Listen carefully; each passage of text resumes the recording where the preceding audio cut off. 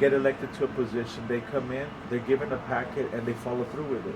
The plan itself for many past city councils remains the same. And I think that especially with the last restructure of the way that people are elected, where they created districts, I have not yet seen a district elected council member present or represent the district. They show up at the end of the meeting. You're expecting some kind of report. You know, for instance, District 2 or District 1. District 1, they have that green ballot campaign with Councilman Alvarado.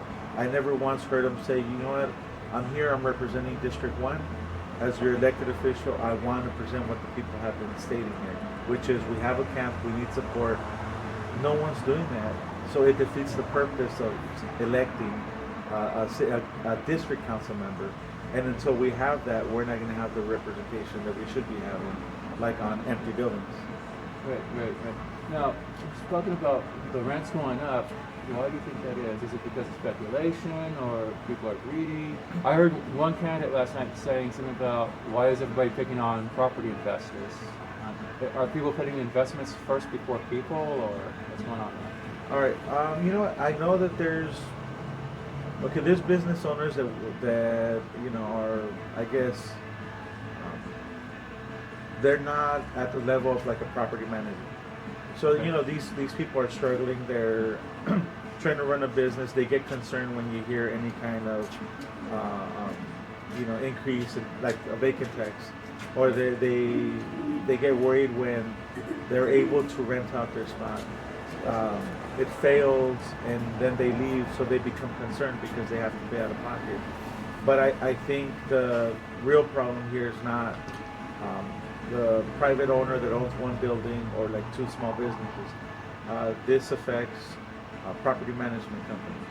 You have these bigger companies who, when they have a vacant area that's drawing in a lot of people, people have to pay in order to bid to be able to come into this location.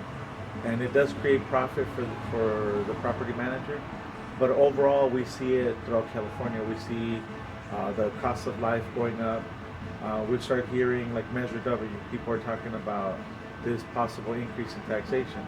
If we go from 9.6% to 10.25%, that's a huge jump. And if you're living on a fixed income, you start to worry. If you're running a business, you start thinking, well, I'm barely making it. I just started off. We're not getting a lot of foot traffic. So you start panicking and you start letting people go, and you see that decline overall. And the moment you see one or two vacant spots, then you start seeing it trickling around.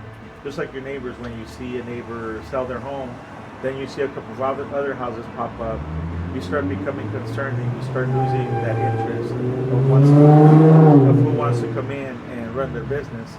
But I think overall, it's in some occasions it's a greed thing. You know, they kind of milk you until you no longer have nothing to give. Then they get you out. They get a new business to come in. They run up to the gauntlet, and so that does happen. But I think it's a mix of the cost of living, a lack of support when you come to, for instance, like Uptown. You don't see police walking around, so people don't feel safe with a lot of the issues that are occurring, and you see a drop in just foot traffic. But overall, I do feel that with more city support, more involvement with the police department, creating more funding for the police department, becoming visible, and truly becoming a friendly area where people feel safe to shop at, I think that would make a big difference. But overall, it's just a lot of factors. And that will conclude part one of this interview. That was pretty good.